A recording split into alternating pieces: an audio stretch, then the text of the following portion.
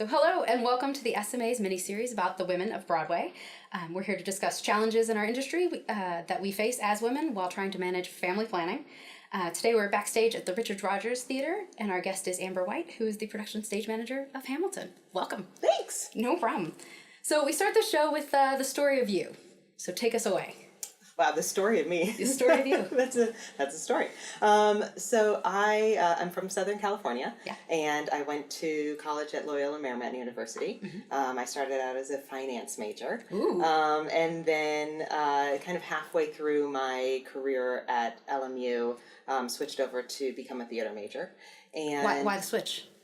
Oh, well, that's its own story. So I started dabbling in theater when I was in high school, just kind of helping out backstage, and I had friends who were in the drama department and who were actors, and I worked on building the sets and worked at stage managing the show, which isn't really stage managing in high school. And so I knew about theater, but it was never a passion of mine. My parents didn't go to theater, so I wasn't raised going to see theater. Okay. And then went to college to be an accountant. I was good at math, and I was good at do finance. Great. That's a nice stable job. It is. And I got a work study job at LMU working in theater because I knew about it, and I was this young girl, and I walked around the job fair at the school, and the theater department was there, and they were looking for people to help build sets, and I was like, oh, I know how to do that. I know how to use all the power tools, and I know what all the different things are, and I was hired. And so LMU did not have a technical theater program. Okay. It was in LA. There was a big film school there, a big film department there. Their theater department was a lot smaller, and they had a lot of acting majors in the theater department. It's LA, and that's kind of what they put forth. But at that time, which has changed now, there was no technical theater department. So they learned very quickly that I knew what I was doing as far as backstage and technical theater, and they asked me to stage manage shows. And again, no learning in that, and you just kind of do what they need you to do. Yeah. And I found over the years I was spending more and more time at the theater department and less and less time reading my Wall Street Journal. And it just, my friends started to become more theater-based. My time wanted to be spent in the theater. And the chair of the department, my sophomore year, along with an alumni who lived in New York at the time, took me out after a show and really convinced me that I could make a living doing theater. That's awesome. And I thought, the chair of the business department probably doesn't know my name and wouldn't take me out and ask me to stay in business. And to me, that is actually a big crux of why I do theater is personal relationships. Yeah. And that was a starting point from it. That's to show me that somebody actually cared enough to say, we want you here. Right. So that was the switch. And it was a leap. I wanted to have a career. I wanted to have a job. Theater, again, was enjoyable for me, but I didn't have this passion for it thinking, oh my gosh, I have to do that for the rest of my life. Not then, at least. So once I switched majors, I really started spending all of my time, obviously, in theater. And I started getting little tiny outside projects because we were in LA. There's a lot of small theater in LA. It doesn't pay much at the time, but I had lots of opportunities offered to me. Right. And because of that, it actually was more enjoyable. I got to do things. I got to work on it, and they were happy to have me because I was excited to be working on a project, and you kind of put all of your time and energy to helping out, put up a show. Right. That's what we love about stage managing and doing theater. So I would work at little shows throughout the year, and then the Shakespeare Festival LA was my summer job over the summers in LA. It was a Lort D theater when I first started. Wow. So they didn't need an equity ASM. So I was first hired as a non-equity ASM my first summer. And then the following summer, they had moved up and they did need an equity assistant. So they offered me another job and said, would you like to gain your equity card? Wow. So I did. It was this strange thing that at that time, didn't have a lot of decisions that I was making. I wasn't trying to figure out like, oh, am I in an area where this will, hinder my job ability? Didn't even cross your mind. Didn't even cross my mind. Wow. It was just, well, I want to work there. Yeah. So and they need me to be a part of the union, so I should be. I should be a part of the union. Right. And that's what I did. And then after that, it was kind of amazing. More union jobs started happening. So I got hired at the Geffen Playhouse. Mm-hmm. They were doing a show called Dinner with Friends. It was here in New York at the Variety Arts at the time, which is sadly torn down now, and it's a really beautiful theater. They had a second production start at the Geffen Playhouse, and the day before it opened, they were letting their ASM go. And so the Geffen called some stage managers that they knew. I was one of them because I had done benefits there before. And I was still in college. Mm-hmm. They didn't know that. I went in for an interview and I got the job. And from that, the Dinner with Friends went on tour. And Wait, this is your senior year? This is my senior year. This was the beginning of my senior year of college. Dinner with Friends went on tour, I say in quotes, because it was like a trial tour. Mm-hmm. They took it to Boston for 4 weeks. I mean, it's pretty far. Yeah, but there was nothing past Boston. It's one-stop tour. It was a one-stop tour. So the PSM of the Geffen Playhouse, of the show at the Geffen Playhouse, said they're going to ask me to go and I'm going to say no to them because they're taking the PSM from New York and they're going to ask me to be the ASM. And it's a busy backstage, and I don't know anything about the backstage. And she wasn't interested in that. So she said, I'm going to recommend they take you. Okay. Yeah, and that's what I felt too. I was like, all right. Oh, well, this could be fun. And schoolwork, Boston. Figure it out. So I got a call from the GM in New York, and they offered me the job, and it was a production contract, and I fell silent when they told me what the contract was, which again, I mean, this was 17 years ago, so it was a long time ago. It was a lot less back then, but still, it was more money than I ever thought you could make. I was like, oh, what are you? Do you know who I am? Right? Like, what? I was like, oh. Are you sure? Yeah. So I took the show. And it was amazing. Of course. And I didn't know what I was doing, really. But I knew the show, and you make it up, and you figure things out. Fine. Yeah. So that was incredible. And I worked it out with my school, and I was on course to graduate early anyways, and so I had a lighter load for my senior year. And after that, I actually finished my senior year a semester early. So that was basically my last semester was away for part of the time. Mm-hmm. And then I got a job at the Dallas Theater Center through one of the stage managers that I worked with at the Shakespeare Festival LA, that I assisted her, and she was a resident at DTC at the time. So she kind of helped me get a job as a visiting stage manager. And I did a show there, and they asked me back the following season, and I did 3 shows there that following season. And that started kind of, it was just a domino effect into getting some more regional work. Mm-hmm. So for a couple of years after LMU, I did regional theater, and I didn't know what was next. I had no interest, not interest, but I didn't have New York on the horizon. Broadway was never on the horizon. I didn't know that was an option. And again, this is I grew up in Palm Springs in Southern California with parents who didn't know anything about theater. Right. So I didn't know, that's where you go? Like, that's what you do? Right. Had you ever been to New York? My first time that I went to New York was when I was doing Dinner with Friends in Boston. I took a train to New York for 24 hours, like on our day off. It's great. Yeah, because why not? I was like, I should visit it. You're right there. Yeah. And then took a train back. And I saw Rent. As you should. As I should, because it was on a Monday. Yeah. It was our day off, and that was when, it was. Yeah, that was the start of, we should do shows on a Monday and get the other tourists here who can't see another show. Exactly. So that was great. It was still the original cast. It was very early on. So when after doing many regional shows for a couple of years, working in many regional theaters, I realized that I should give New York a shot. The summer before I moved to New York, I was working in the Shakespeare Theater, LA again. It was probably, I think it was my 5th season there. And one of my friends from undergrad, from college, was a second-year student at Juilliard as an acting student. And he was cast in the show that I was working on. And we were talking, and he said, "You should move to New York." And that was the first time it ever dawned on me, like, oh, that could be an option. Yeah, they've got shows there. Sure. A few. One or two. I didn't think about it. I mean, New York just wasn't even in my bubble. And I was like, okay. He said, if you move to New York, we could be roommates. I was like, all right. So I did.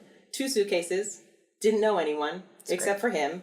I moved here. We were, we stayed on the couch of each of our friends and apartments until we found a place to rent in Brooklyn, and that was it.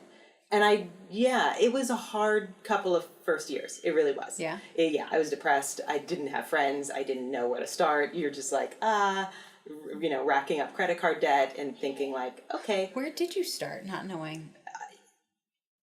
So right before I moved here, I was hired to be a stage manager on the international tour of Burn the Floor. Okay. Which is a ballroom dance show, Latin and ballroom dance. And a lot of those people are now in Dancing with the Stars, both in the US and abroad in all the other countries. It was a great tour, and it would go on the road for 2-3 months at a time and then be laid off for several months at a time. Okay. It was its own beast of a tour. So I was first hired while I was still in LA. Luckily, that kind of brought me through once I got to New York. Okay. So I had work that would come and go for several months at a time. And that is what kind of kept me alive. Yeah. And then in between that, I kept doing regional theater. So for a long time, I never worked in New York. I just kept, I would be here. Yeah. And be like, oh, what's here? Right. What, I don't know how to start. And then I took little tiny things again, just kind of like this beginning of when I started stage managing when I was in college. I started taking little tiny projects that didn't pay a whole lot. And the first one was at the Connolly Theater with this theater company called Transport Group. Okay. And I met with the artistic director of Transport Group, and it's a very small company. It was like his company, and he had a couple of associates who worked with them on the little shows that they would do, and they would always do shows at the Connolly Theater, which was this tiny, amazing little theater downtown. And the project was called, it was a series of William Inge one acts, and it was, what was it called? It was called Requiem for William. Oh. It was called Requiem for William. Well done. Yeah, thank you. Pulled that out of there. It had, I think, over 40 cast members. That's a lot.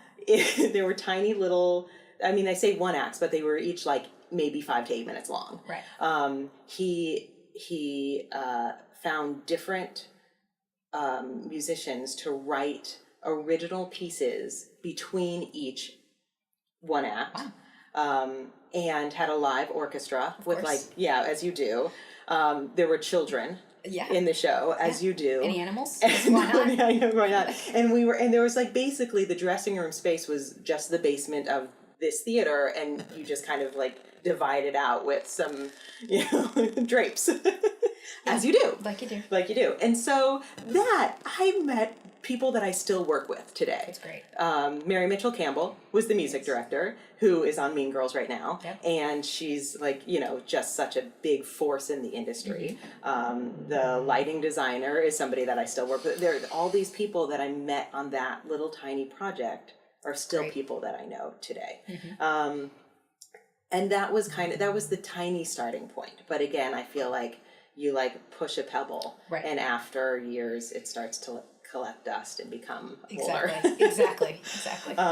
So I bided time for about 4 years, and I got a call from Robert Witherow, who was the PSM of Avenue Q. And Robert Witherow was the PSM of Dinner with Friends in the Variety Arts that I ended up meeting when I went to Boston on tour. It's great. He asked me if I would come sub. Will I come sub on Avenue Q? Of course. I said, sure. Yes, of course I would. Of course I would. That was like my big break. So while I was there subbing, it was, I think, my third day training. And the second assistant on the show was also a puppeteer. Okay. She had asked for a leave of absence to go work on I think it was a Henson project that was being filmed out on, maybe out in the Hamptons, but out in Long Island. And so she was going to take a 6-month leave of absence to do that. Okay. And so when that came in and I was in the office, they said, do you want to stay? I was like, yeah. Oh, Yeah, I do. Yeah, sure, I do. Yeah. So yes. I happen to be free. Thank you. And that happened to be the time that the writer's strike happened. Okay. So this 6-month leave of absence actually became a year leave of absence because her time just kind of stretched on because they were. It's very convenient. It was very convenient. While I was at Avenue Q for that year, the general managers came to me and they said, hey, Amber, we have this little tiny show that we're wondering if you would be interested in interviewing for. It's just they're doing a workshop of it. So I went and I interviewed and didn't know anything about it. And it was a bunch of young new artists who were coming together. They'd done this, in a little summer stock kind of setting for a while, and they were developing it and were ready to do a workshop. And it would be kind of a heavy project, but they thought it was worthwhile. I was like, sure. So I went and I interviewed, and it was by this new up-and-coming artist, Lin-Manuel Miranda, and it was in the Heights. Of course. So I got that and did the workshop of it and did other shows in between and did the off-Broadway and then did the Broadway. And that right there snowballed the career. I mean, that was the big step. You're like, okay, now I'm on the elevator and we're moving. Right. And that it taught me so much, then you're really learning what you're doing and you're learning what the game is and what the Broadway game is. And there's so much I've left out in between and there's so much to fill in the space from that to here. But I would say if there was a break, that was the break. Those were the big stepping stones to be oh, now I get it. I understand. This is your trajectory. Yeah, I know what Broadway is. I know what working on new musicals is, and I like this beast. Right. This is the beast that I want to do. That's great. This is this is why I want to be a stage manager. And I don't think I really knew that before, but that was, the big push. That's amazing. Yeah. So you're on In the Heights. So I'm on In the Heights. In Broadway. I do In the Heights for 2 years. I start to get a little stale. I realize that I walk into the building every day. The cast has changed over. A lot of the crew has changed over. And I'm not as excited to walk in the door every day. And I come to the realization that somebody else would be. Right. And I should probably step onto another project and try and find one. So Jason Bassett was the PSM of In the Heights, and he was feeling a little bit of the same itch. And I said to him, can we find something else? And so we kind of collectively decided his timing worked out really well. He got an offer to do The Miracle Worker on Broadway. And so he left about 6 weeks before I left. We were kind of transitioning it smoothly. And so we went right from In the Heights to Miracle Worker. Miracle Worker didn't last all that long. Right. And that was the start of a good 3-4 year period of time of doing lots of new musicals that didn't stick, which was great. In some ways, that was really great. I got a lot of experience. I got to work out of town again. I did some shows at the Fifth Avenue that were, trying to come in. One of them did, one of them didn't. I did an off-Broadway show. I got a lot of experience under my belt. And it's exciting. And it was exciting. Yeah. It was also exhausting. There were times where I, text 6 different shows in a year that were new musicals that were trying to make it. No, you're but it was really exciting. And that kind of got us to The Last Ship. The Last Ship was like, we thought, the next big thing. Right. That was Sting's new musical. I was working with Jason Bassett again, and we were out of town. We did it in Chicago. We did some stuff in between. When we came back to Broadway, Hamilton was happening off Broadway. Right. And we knew it was there. And there was always a part of me that felt a little connection to it. I thought, oh, that feels like it should be our show. But The Last Ship was our show because we had been working on it. And I found out I was pregnant during Last Ship on Broadway.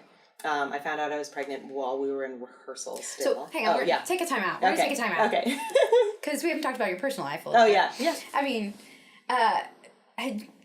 were you the kind of person that always wanted to have kids? Is that something that you ever thought about?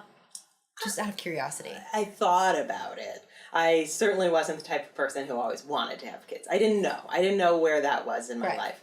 And I guess I should go back to relationship. So I met my now husband right at the start of In the Heights. Okay. Super strange that started there, actually thinking that was I also like like when that they're it kind earmarks went up. of what show you're on for your life choices. Of course. Okay, so we met my husband I met my husband basically right as In the Heights was starting. And we dated for many years. And what was he doing? Like, how'd you meet? Oh, he was working at Drumstruck off Broadway at Dodger Stages. We met bowling at the Broadway show Bowling League, as you do. Like you do. Like you do. So he is he's a stagehand. He's a props guy. He currently works at Kinky Boots. Great. And we, once we were dating for a long time and we were living together, the topic of children came up. Both of us saw ourselves having a child at some point, but weren't really didn't know how that fit into our trajectory of life and careers. And we would talk about it as the years went on. And I kept saying, I was like, it feels like when you're in New York, you could be in your mid-20s for the rest of your life. And at some point, you have to make a decision to be an adult. And that's a really hard decision to make. And we enjoyed our time. We would travel. We had as much free time as we wanted. You work and then you just lounge, or you go, play games, or you go take on a picnic or a bike ride. And it was really easy to be selfish of your own time. And as the years go on, the topic of children gets a little heavier and heavier because you're getting older. And I kind of always thought 35 was the age that I needed to kind of make some decisions of are we going forward or are we not? So we got to that age point. And decided we had gone to Peru on a big vacation, just the two of us, and it was an amazing vacation. And we thought, all right, when we come back from Peru, that's the time that we decide let's just give it a try and see if it sticks. See what happens. And it did right away. It stuck. So meant to be. I became pregnant right at the beginnings of rehearsal of The Last Ship on Broadway, and it was a strange decision, but I decided not to tell anyone. Did you know anybody else that had kids that were stage managing? Not so closely connected to me.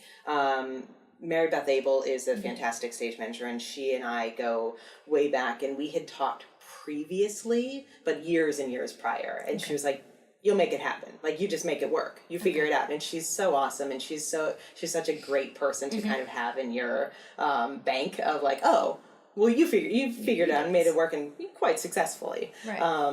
But nobody who was in my right there immediate kind of friendship base. So I was Last Ship was 98% male. All the creatives were men. The cast was, I think, all but 3 men. Wow. 4 men. All the 2 other stage managers were men. And it wasn't a men against women thing, but it just felt like if I said right now that I'm pregnant, I would become a little lesser than. Right. That's just the feeling that came about. Right. They didn't, and nothing that they did. They didn't do it. It was just my feeling. Totally understand. So I thought, well, I'm just gonna I need to get through rehearsal so I can move props around and do all the things you need to do and walk upstairs and do the stuff and have nobody judge me or question are you okay? And so that kind of got into I need to get through tech and I need to get the show open. So it was after the show opened. It opened right before Thanksgiving. We did the Macy's Day Parade. And I host Thanksgiving every year at my house. That's my big tradition. So Jason was the PSM, and he and the other stage manager were coming to my apartment for Thanksgiving. That's lovely. And we were going to announce it to our family at Thanksgiving. So it was it worked out really nicely and easily because I got to announce it to them as well. That's great. Yeah. All around the dinner table. It was really fun and it was really great. So they knew, and then I think we waited another 4 or 5 weeks. It was around the Christmas party of the last shift that we announced it to the company. And everyone was so supportive and warm and welcoming, but it felt good for me. It felt good for me to get past all of that and still show, I've done it this amount of time. I'm actually okay. I'm okay. I'm not broken. Yeah. And I should say, the way we announced it was, I told Jason that was his job to announce it to the company. I had done enough. Mm-hmm. He needs to figure that out. He called Lynn and he said, Lynn, I need you to write a limerick for Amber to announce to the company. So Lynn came up with he was like, give me a couple hours, and he sent over 2 limericks. And I wish I knew them off the top of my head, but I don't. But 2 limericks about the fact that I was pregnant, and they posted them around the theater. That's so sweet. Yeah. They're on my refrigerator right now. Of course. They should be. Cherished. Yeah. Your child is so lucky. So one of a kind. Very lucky. Very lucky. So it was a couple months later that that last shift closed. Mm-hmm. So there I am, 7 months pregnant, and my Broadway show closed. And I was like, oh, well, this isn't very good. That's not what I planned. That's not a good timing at all. Who's going to hire a stage manager who's 7 months pregnant to start a new show? Right. So I thought, well, probably never work again. And I did little tiny things. I did a couple of readings here and there. I filled in for somebody on their last couple of weeks on a project, and I thought, well, okay, I'll work until the baby comes, and then we'll figure it out afterwards. And I was one of the little projects that I picked up was a reading that I was doing with Jason again. And on our lunch break of the reading, he said, I need to tell you something. He said, I was offered Hamilton on Broadway. I was like, oh my God, that's amazing. And he said, it is. And he said, I'm really sorry. The timing won't work out for you because it starts rehearsal in June. And I was due in June, which was only a few months away. And he said, but as soon as you're ready to come back and sub, as soon as you're ready to come back to work, I will, please, we will be welcomed with open arms. We want to have you. You should come sub for us. And I said, that's not going to work for me. And he said, what? And it was not preconceived because I didn't know this conversation was going to happen. I didn't know who was going to tell me he was offered the job, but it was another kind of weird impulse reactionary thing that I knew I was pregnant, and I knew really what I needed to do to set myself up. And I said, if I weren't having a baby in June, I would have the job. I would be I would be a stage manager on the show. And he said, yeah, but you are having a baby in June, and there's no stopping that. And I said, there isn't. I said, but I think we can work out how we make this work. Right.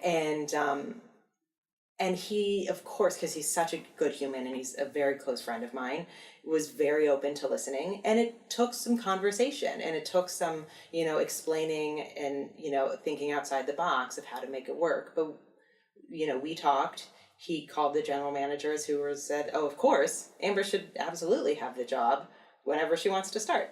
So we really developed a plan that I would start 6 months after rehearsal started. Okay. So I got to be home with my baby for 5 months, and in December, Hamilton opened in August.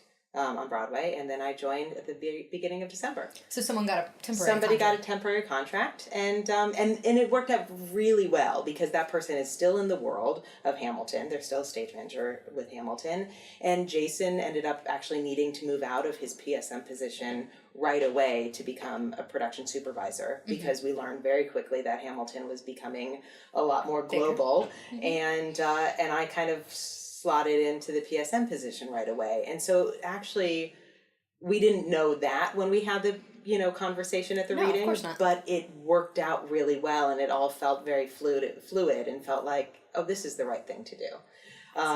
And that, when I went home after having that first initial conversation with Jason about the job, and I told my husband, he said, well, that was ballsy. But it's true, and It is, but it's hard it's to know hard. that when you're there, because for all intents and purposes, it didn't make any sense on paper. There I was, 7 months pregnant. They were about to start rehearsals in 2 months. Right. And that doesn't sound right. It doesn't seem right, because how could you do a show and not be part of the rehearsal process? But you just have to think bigger, and you have to think a little bit more open. And I was very lucky to be around people who are willing to hear that. Right. And I just needed to kind of initiate the conversation. Absolutely. And luckily all of those things happened, and it place. worked out very well. And exactly, it fell into place, and here we are. That's incredible. And so inspiring. Like, trust your instincts. Yes. It's one of my favorite things about knowing you as a person that I've worked with, and a human in general.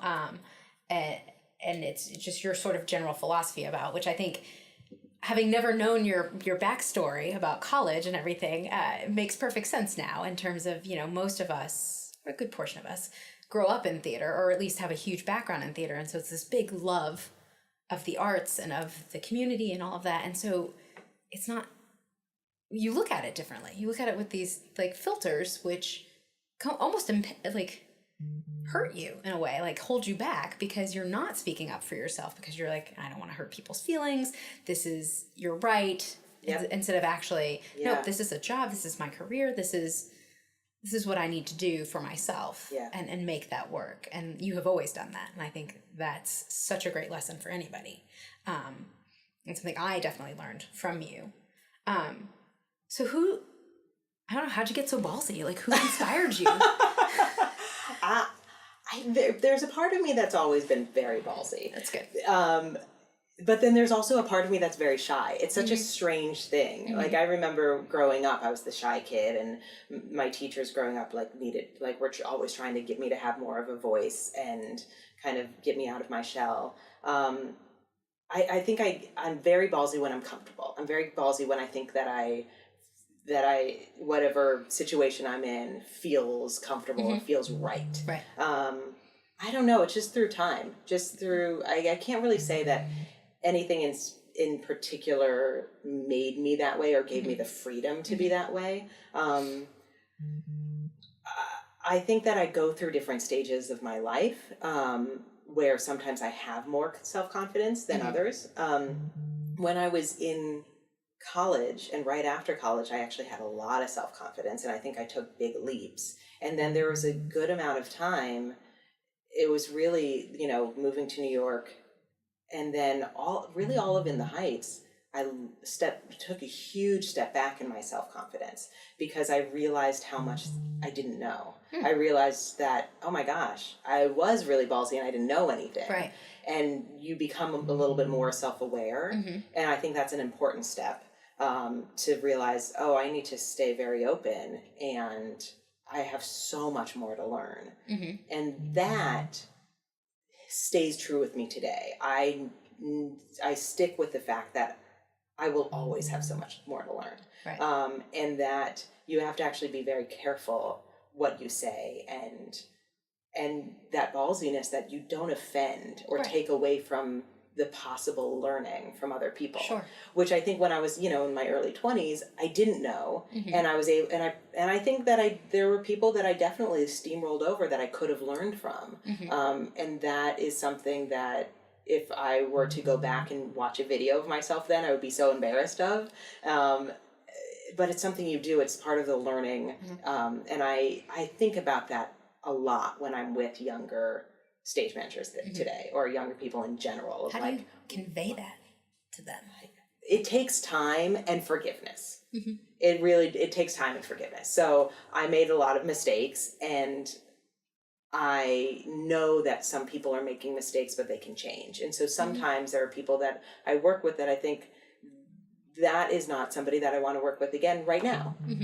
But you don't know what they're going to be in 5 years or in 10 years. And so you tried the best you can to, give information and to help them kind of pause and listen and not just steamroll. I often tell people right away that they probably have a bag of tricks that they've learned from school or from other projects, and I don't want to see that bag of tricks right away. Yeah. I want you to quietly listen and ask questions, and if you have a tool in that bag that becomes useful for what we're doing, pull it out. Of course. Use it, but don't just dump out your bag and show me all your tools. Right. And some people are very good at that at a young age, and some people aren't, and I wasn't. I dumped out my bag all the time. But that is, I think, so the lesson for me is to forgive, because because they're a certain way at this time of their life doesn't mean that they're not able to learn lessons as they go on. That's great. Okay, so I'm gonna go back to your 8 months pregnant. Even when you found out you were pregnant, as a stage manager, I mean, my husband and I are trying, and it's I want to plan the whole thing, and how do you wrap your brain around making something work that doesn't necessarily work? Our whole life, the world is set up for a very 9-to-5 structure, and Saturday and Sunday are off. You guys have you're on the same Broadway schedule, right? We are. Maybe your days off are the same, or no? They are right now. It goes back and forth. His days off change depending on the season. They'll go into having Monday shows they do that over the winter, and sometimes they do it over the summer. So it changes. And when our days off change, so does the rest of the schedule a little bit. It means he has 2 shows on Sunday. I only have 1 show. He also, because he does props, he's called for rehearsals a lot. Right. Because I'm a stage manager, I'm called for rehearsals a lot. Yeah. So we both have a very busy and changeable schedule. And that is a lot to figure out. Right. We also don't have family around. Jake's family, my husband is Jake. Jake's family his mom lives close by in Connecticut, but she works full time and she travels a lot. Yeah. It's not really that close. That's not a. I just got called Correct. in. Mom, can you come over? That's not that person. And my family's in the West Coast, so that's not close at all. No. We made it work, the 2 of us. We really did. We figured we'd hire a nanny, and we did, and we went through a lot of trials of different nannies and figuring out what was going to work the best for us. And we were incredibly lucky. We found a nanny whose husband is in the restaurant business, and so he works nights and weekends, and his shifts change a lot. So she was very understanding of that. There were a lot of nannies that we interviewed, and we tried to explain the schedule and the malleability of the schedule, and they were just baffled. And right. So we're very, very fortunate that we found somebody who works with us. We found somebody who our daughter loves. Oh, that's good. It's important. Fantastic, and she has become part of the family, and that helped tremendously. Right. And then I don't know, you leap in faith and you make it work, and we've made it work. We send out schedules every Sunday to her. My husband and I look at our weekly schedule and we talk about it, and sometimes we decide which rehearsals we take based on the other person's rehearsals, and we try and not have our nanny in too many hours of the week, mostly because we want our daughter to know us as well. Yeah. And there are great things. People say to us, they're like, "Oh, it's wonderful, you work evenings, so it means you get all day long with your daughter." And that's not really true, because we have a lot of afternoons that we work, but also for at least the first couple of years, waking up at 5 a.m. is not a, yeah, you get more hours with her, but then we would sleep so little. Yeah. So pros and cons. Right. Definite Sleep pros and is out. cons. Got Yeah. But it comes back. It comes back, and you learn how to live on little sleep, and then as sleep comes back to you as the years go on, you remember how much you love sleeping, and you take it as much as you can get it. Sleeping is great. I think that's also one of the choices about being an adult. Yes. Yes. Like, no, it's Thursday and it's 9. It's sleep time. Sleep time. It's great. My favorite thing about being an adult. How do you think your career life is different because you're a woman? Do you think it would in this world? How do you feel about that? It's a good question. It's a question that I've thought of before, because I've talked with different people who ask that question. What is the industry like for women? What is the industry like for men? I get a lot of questions from people, stage managers who are in college, saying there aren't really many male stage managers out there. Right, it's this reverse trend. It is. It's a reverse trend. It's a strange thing, though. I think it depends. I actually think there's a lot of men and women stage managers out there. I really do. I think that it depends on who you work with. I have been fortunate enough to feel like my career has not been affected much by being a woman. I don't feel like I've had a ton of struggle being a woman throughout my trajectory, but I think everyone is going to have a different experience. But when I look back at it and think of, the steps that I've taken, I do feel like I live in a man's world so often. I do feel like I'm surrounded by more men more of the time. Although right now, in my immediate, I call them, my team of associates is what I call them, wonderful team that I work with here at Hamilton, there's a lot of women that I work with. Right. Our resident choreographer, our resident director, those are both female. We have one of our associate music directors is a female. We have a lot of women that I work with now, and it feels empowering. And maybe it's been, fighting through those struggles, but I feel like I haven't been held back as a woman. I really don't. That's great. Yeah. It's almost like I want to make an apology for it, but No. but yeah, No, that's the way it should be. Yeah, it is the way it should be. And how do you create a team, since that's a big part of theater, and stage management is really the right team and the right fit? Like, how do you empower your team to be the best humans they can be in whatever they want in life? Yeah. It's a good question. I think personality is so much a part of that. And so I often say, paperwork is secondary. We do need to do it. Obviously, we need to know how to call a show. Obviously, we need to know how to run a deck. Those things are important. Again, those are like the tools that you have in your bag. So it's important to have good tools. Right. Personality and how you deal with the day-to-day kind of pressure or boredom. You can have both sides. You can have very, very, very busy, stressful times, and you can also have days where really not a lot is going on, and it's a little mundane, and we're doing the same thing over and over again.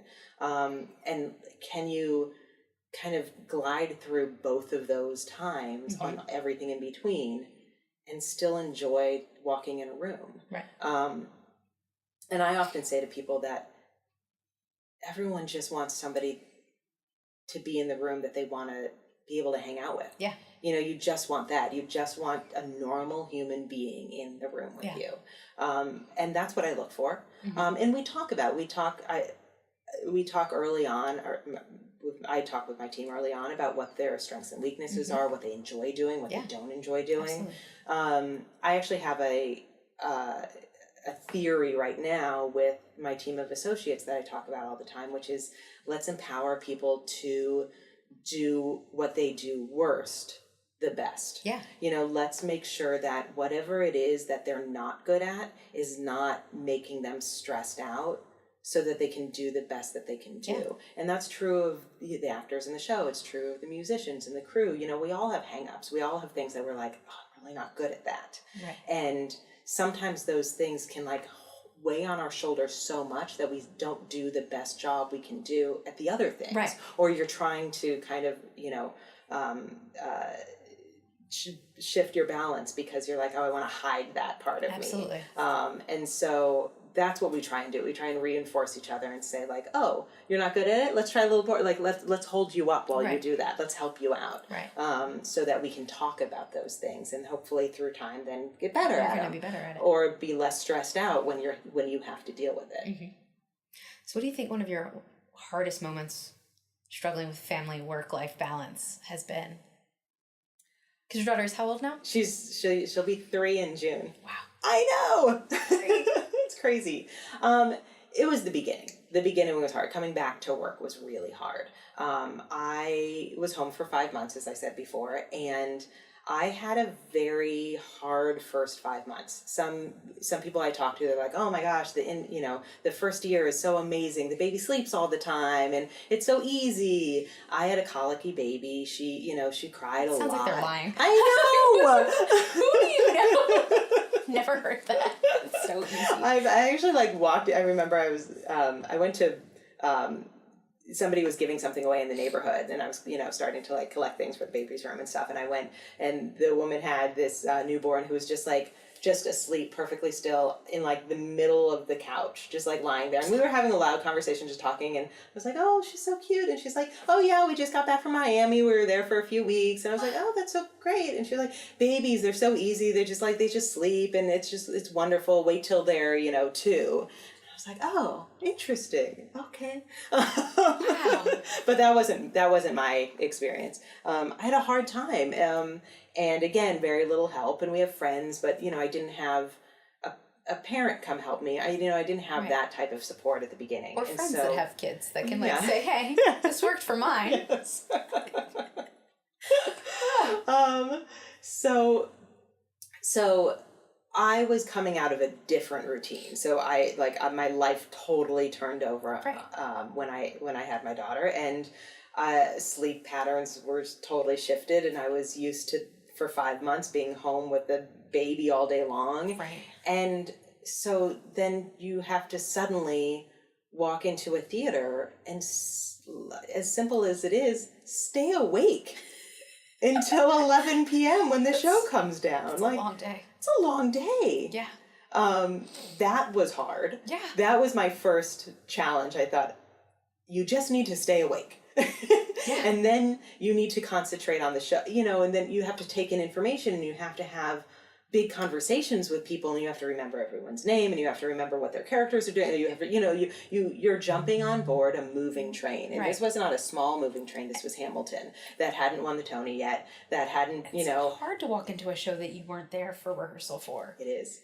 Learning It the is. intricacies, Yeah. and everybody else knows it. Yeah. It's Yeah, and there were a cannot be lot stated. of intricacies here. There Yeah. were a lot. And, to me, I always say, don't go in thinking you know everything. Don't go in proving oh, I got it. It took me a really long time, and I still don't have it. You're still learning things constantly. That was the tricky thing. And then once I stayed awake for 2 days in a row, I was like, okay, that was good. And then the show starts hitting you. And Hamilton's son dies. And that's hard to listen to. Mm-hmm. And that hits you in a different way than you think. That wouldn't have hit me like that Right. before.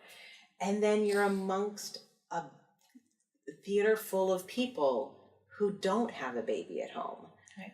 Who complain because they had to wake up at 11 a.m. and they wish they could have just stayed in bed all day. And I think, I think I got 2-hour stretches last night, Yeah. Because you're still not fully sleeping all night long Right. for a while. And it's funny because that actually was now so long ago. Right. And you forget. Of course. You forget what it is, and you look, and it was all the best challenges. Sure. And I thought this, and I still believe this, that those were the hardest times, but also I had Hamilton and I had my husband and daughter at home, and those are the best 2 jobs I could have ever had. Right. So yes, it was the best thing to do. Right. Yeah. So, what's on your goal list for next? Like, I mean, conquer the Everest. Like, why not? Go on vacation. Yeah, that's true. That's great. Yeah. So what advice would you give to up and coming female stage managers? The same advice that I would give to up and coming anyone. Anyone. Just do it. Just, you don't know what is going to come. Just keep rolling. Keep rolling, keep making new decisions, keep making each day a new day, and determine as you go if you're happy, and if you're not, take a right turn. But for me at least, I didn't have this ultimate long-term goal that I was looking for. And I'm not saying that's not the right way to do it. I didn't. But just take every new day. And if something isn't going your way, it doesn't mean that it won't be in 6 months from now, or in 2 years from now, or 6 years from now. Exactly. Yeah. It takes time.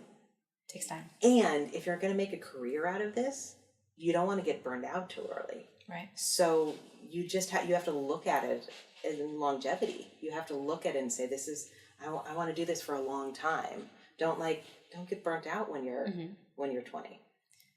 And what resources do you use as a mom, as a stage manager in the community? There's a lot of Facebook pages that I'm a part of. There really are. I'm a part of so many different mom pages that the community of moms is so strong. It really, really is. And even if I don't know them personally, being able to go to a group, as silly as this seems, on Facebook, and read through different challenges that they're going through, it keeps perspective. It also kind of it reinforces things that you're doing right, and also possibilities that might happen in the future. Right. Where you're like, oh, that might happen. Oh, my child might have a 104-degree fever, and and then a rash shows up on her ankle. Those things might happen, and you start building knowledge. Right. What do I do? What do I do? And experiences, and you talk with more people, and that tribe of women is incredibly, incredibly important. And I have more friends now who have children. A lot more friends now. I made so many friends in our neighborhood. I have friends who they were friends of mine tangentially before, or had children since. And so I do feel like you build up the people around you. You build the village. Yeah. And that village is so helpful. Yeah, the village is so helpful. helpful. And what about in the theater industry? Were there any specific resources within the community? Equity has there's a lot of people at Equity. There's committees. There's a family committee at Equity. There are trying to think if there's something I'm supposed to say. No, there's nothing. There isn't. There isn't anything. Anything you found helpful for you? It's all about your personal journey. Not really. No. No. I know. Find your own way. I think it's important for people to know. That's part of life. Life comes at you no matter what you plan to do. It doesn't matter if you're in theater or if you're in finance. You could have had a Wall Street job, and they work 7 a.m. till 3 and do insane things where you don't talk to anyone other than That's correct. brokers. That's correct. I have no idea. I've actually never the trickiness of our schedule and all of that's true for so many fields. Right. All of the things, all of the hardships that you find, you kind of can't hold on to too much because that's everywhere. Right. And yes, the fact that both my husband and I work very big full-time jobs is one hardship. We also both earn great livings, and so there's a balance on that. We pay for it because we have to have somebody home watching our child so many hours of the week, so that everything becomes a balance. Right. You figure out, does it make more sense for me to be at work, or does it make more sense for me to be at home? And for me as a human, I really love that balance. I love a work-home balance, work-life balance. I wouldn't make a good stay-at-home mom, but that's its own job. And I'm so impressed. I'm so impressed with the women who do. Yeah. And with the men who do. There's a guy in our neighborhood that he has 3 kids, 3 daughters. all under the 4 and under. Jeez. And he stays home with them. In New York City. I know, and we see him at the playground all the time. He's the coolest guy, and his wife works full time, and he stays home with the girls and takes them to ballet and all of the things that they do, and it's so sweet. It's great. Yeah. It's great. Yeah. So make your life work for you. Yes. I love it. I think we'll end there. Yay! Thank you so much for your time. Thank you. This was great. Thank you.